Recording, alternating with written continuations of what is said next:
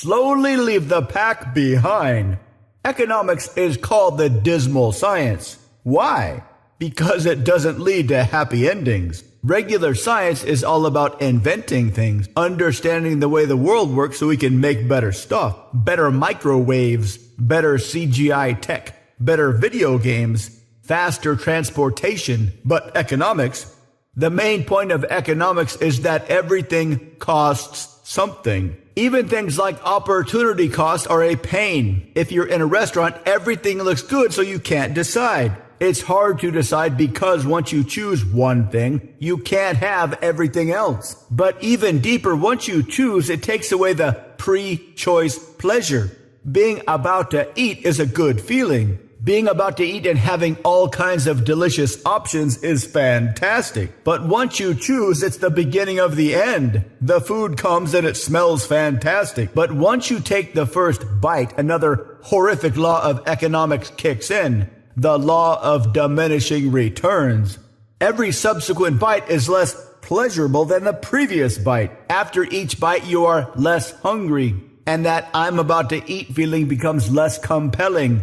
And before you know it, poof, time to pay the bill. Most of the time, the opportunity costs are perfectly rational and acceptable. There are costs involved in being in a happy relationship.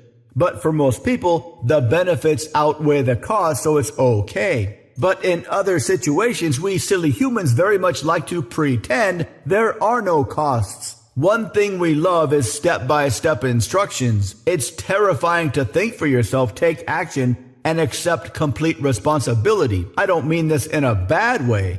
This is how we managed to survive for tens of thousands of years.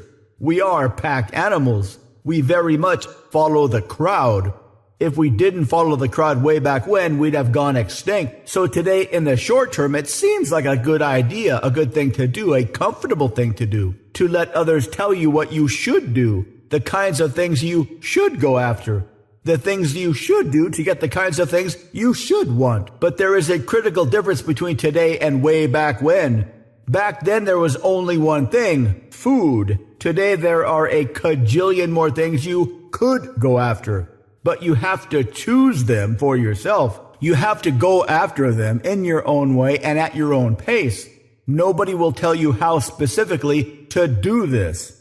But once you slowly ease into following your own chosen goals for your own reasons, life will be very, very enjoyable. To learn more, visit mindpersuasion.com/3x3.